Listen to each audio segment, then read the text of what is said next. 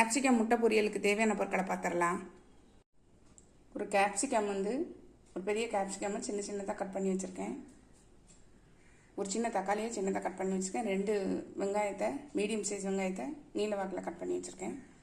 ஒரு அரை டீஸ்பூன் சோம்பு, இஞ்சி பூண்டு விழுது ஒரு விழுது இல்லாமல் தட்டி வச்சுருக்கேன். இஞ்சியும் பூண்டையும் தட்டி வச்சுருக்கேன். 4 முட்டை எடுத்திருக்கேன். அரை டீஸ்பூன் தனி மிளகாய் தூள், 1 டீஸ்பூன் கரம் மசாலா, 1/4 டீஸ்பூன் மஞ்சள் தூள். அடுப்பில் கடாயை போட்டு எண்ணெய் விட்டுருக்கேன்.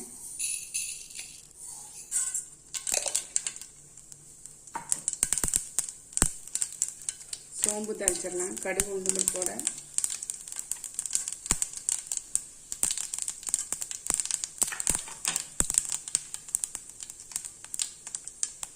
வெங்காயம்,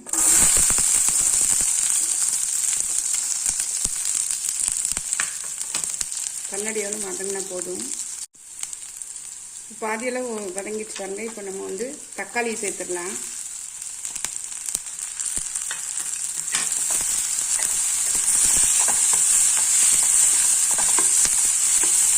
இது கூடயே இஞ்சி பூண்டு விழுதையும் சேர்த்துடலாம். தட்டி வச்ச இஞ்சி பூண்டு விழுது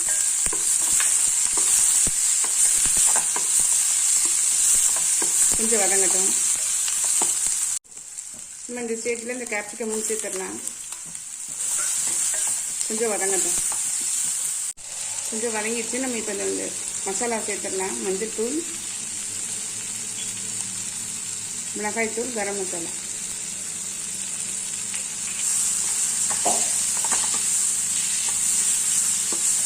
இது கூடயே தேவையான உப்பு சேர்த்துடலாம்.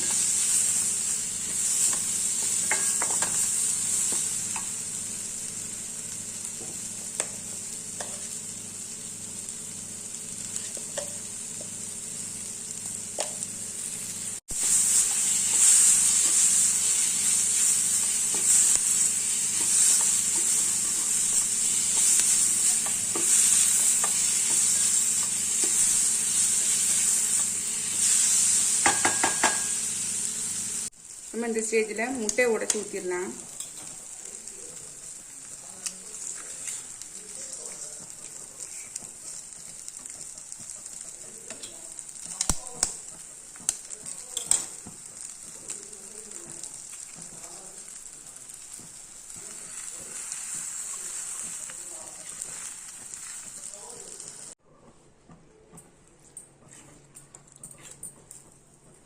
நாலு முட்டையை ஊற்றிட்டேன்.